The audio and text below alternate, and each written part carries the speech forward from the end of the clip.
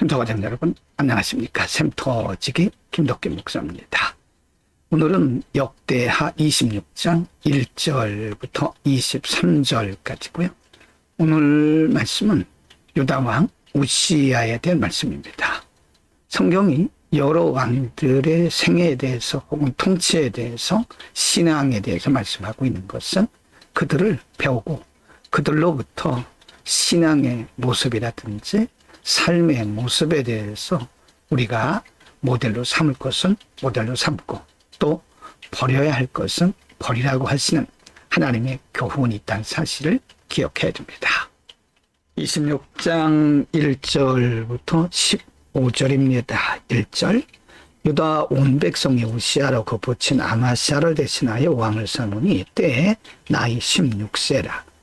2절 왕이 그 열조와 함께 잔 후에 우시야가 엘롯을 건축하여 유다에 돌렸더라.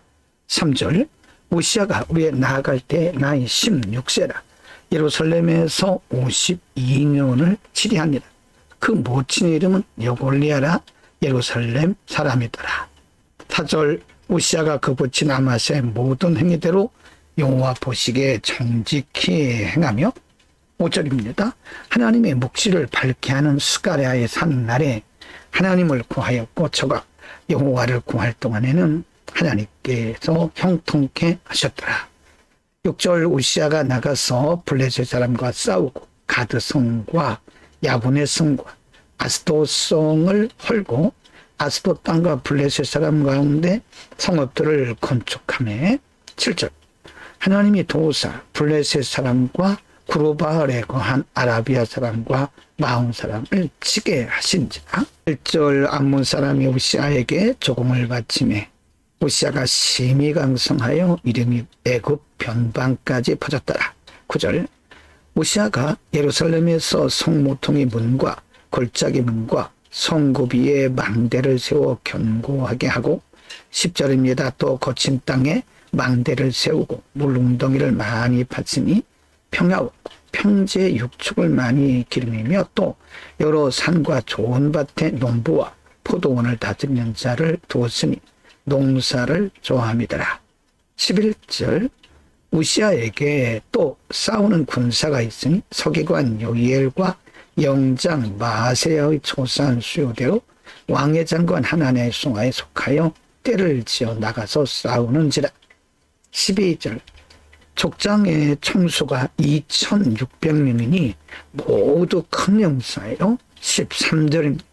그 수하의 군대가 30만 7500명이라 건장하고 싸움에 능하여 왕을 도와 대적을 치는 자며 14절 우시야가 그 온 군대를 위하여 방패와 창과 투구와 갑옷과 활과 물맷돌을 예비하고 15절 또 예루살렘에서 공교한 공장으로 기계를 창작하여 망대와 성곽 위에 두어 살과 큰 돌을 바라게 하였으니 그 이름이 원방에 퍼지면 기이한 도심을 얻어 강성하여짐이더라.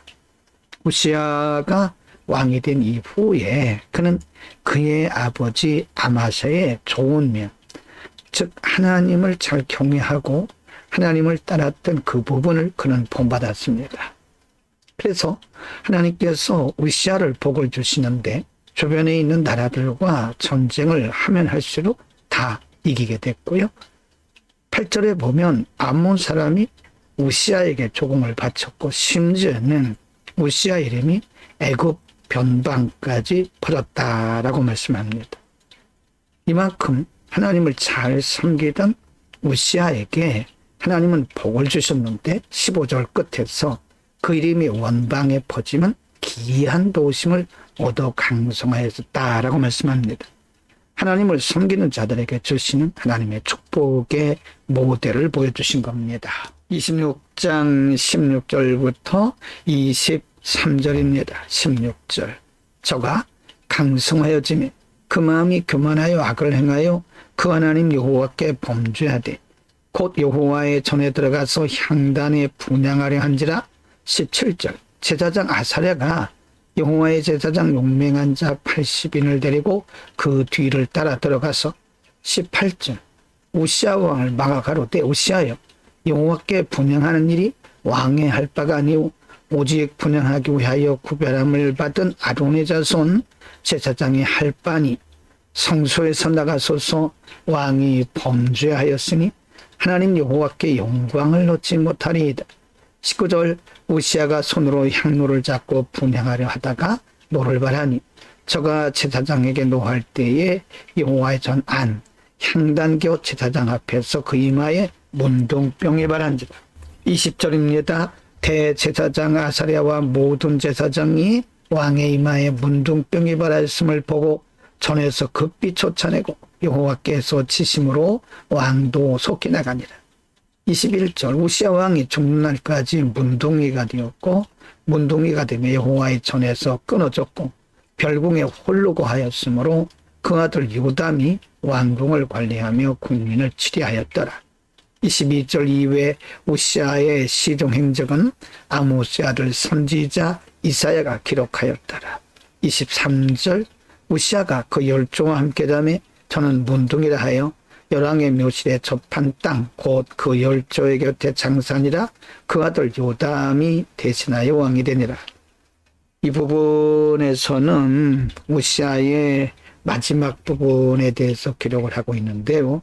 안타깝게도 우시아는 그가 강성하여짐에 교만해져서 하나님을 멀리하고 심지어는 하나님이 제사장들에게만 말씀하셨던 그 일을 분수를 넘어서 하려고 하다가 또 그 일을 막는 그 일을 해서는 안 된다고 조언하는 선지자들의 종들의 말도 무시하고 하다가 결국에는 그가 성전에서 문둥이가 되었고 성전에서 이끌어내어 결국은 그가 문둥이라 하여 별궁에 거하였고 그의 아들 요담이 대신해서 왕이 되는 모습을 볼 수 있습니다.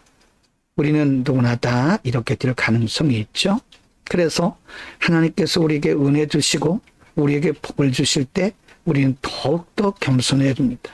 이 모든 것들은 하나님의 주신 은혜의 축복이지 우리의 수고한 노력이 아닌 것입니다.